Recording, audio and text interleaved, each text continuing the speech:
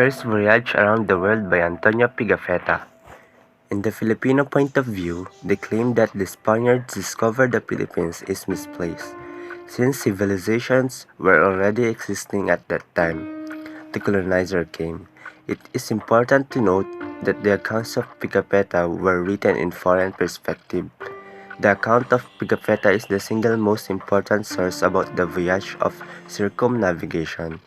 Despite its tendency to include fabulous details, Pigafetta wrote his first-hand observation and general impression of the Far East, including their experiences in the Visayas.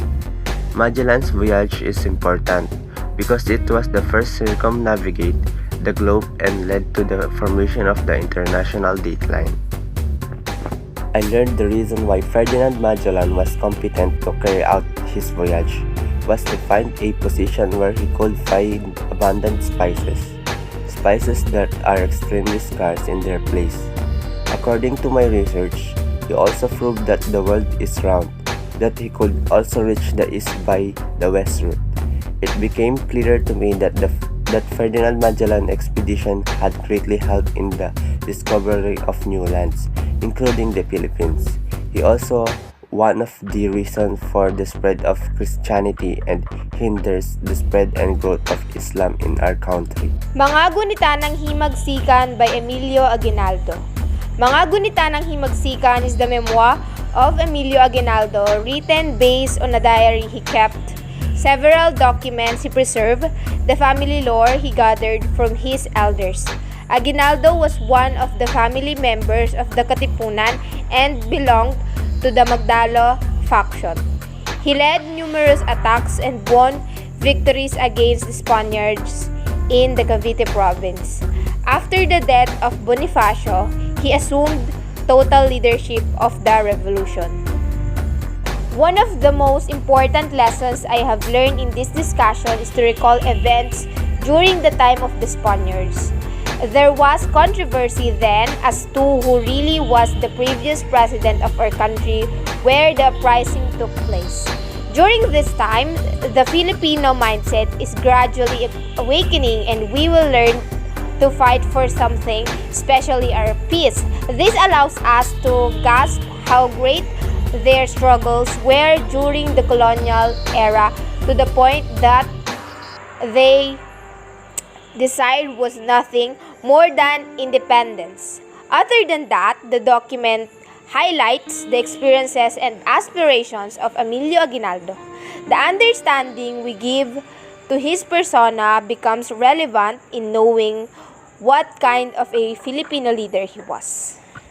We were able to view history through the eyes of Aguinaldo, which leads us to a better appreciation of his heroism and efforts important to the freedom we enjoy today.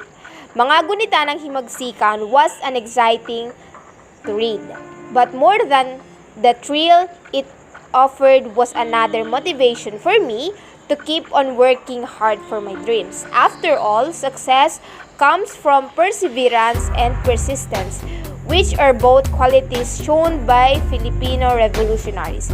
Thanking these people for the sacrifice they have made is not enough.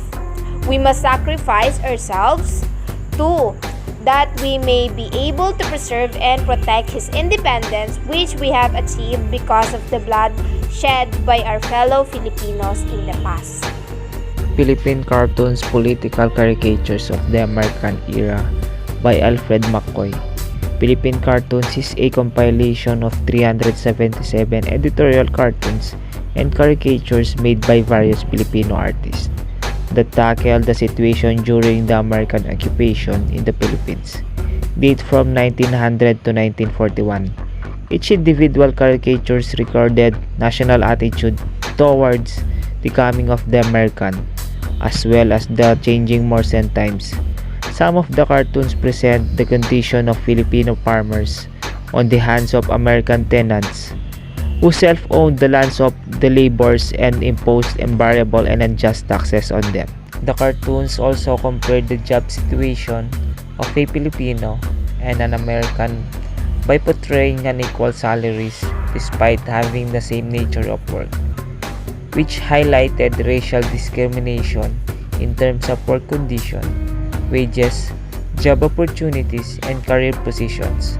Aside from that, the caricatures also depict American as controlling and enslaving people by taking over the insular civil service and making Filipinos do most of the work for their own benefit, paying off authorities for their personal security and demanding highest respect from the Filipinos. From here, growing corruption was shown to be taking over the political processes in the Philippines. It is an especially interesting topic overall about the American imperialism or colonialism over the Philippines in particular. This is pretty lengthy, but I believe that it is important to know the thoughts of an American citizen during this time of era because it gives some insight on why they did the things they did. To sum it up in my own words, America believed they should intervene with small island nearby and take over these places without given consent because they were not seen as a place which could be independent just yet. The Cavite Mutiny of 1872.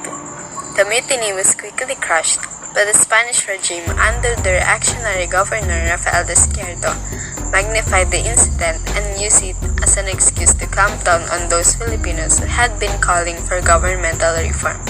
A number of Filipino intellectuals were seized and accused of complicity with the mutineers.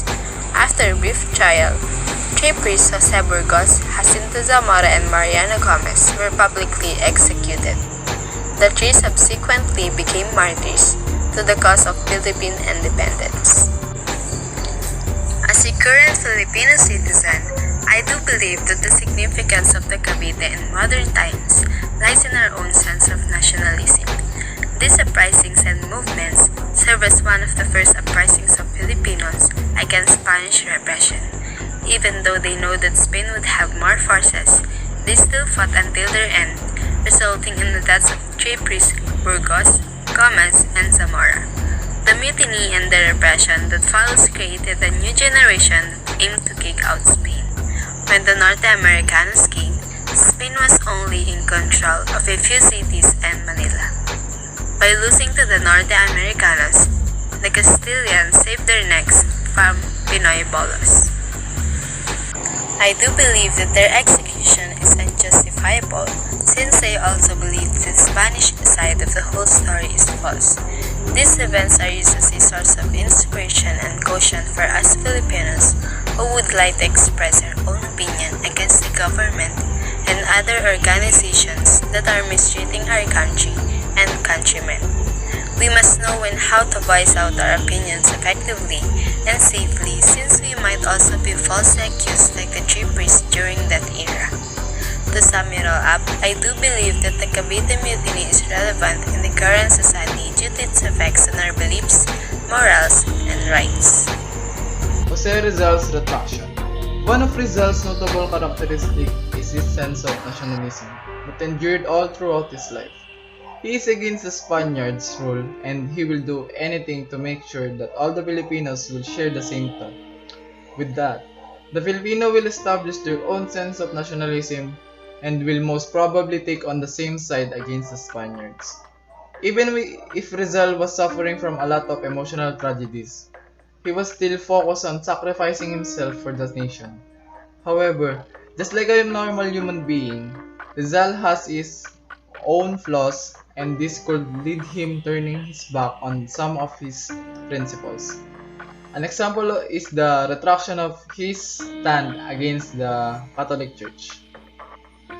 On my own understanding of and view of my learnings about our national view, again I see things about it. Rizal didn't retract. Actually, he even revolted, however not in the typical meaning. It was just a silent revolution. He didn't use any sword or all physical deadly weapons, but rather just like a famous metaphorical sentence. For example, the one is primarily considering Rizal as a Filipino patriot and a writer. How much the difference that this really make if in the hours before his execution he wound up wobbling in his stance until then?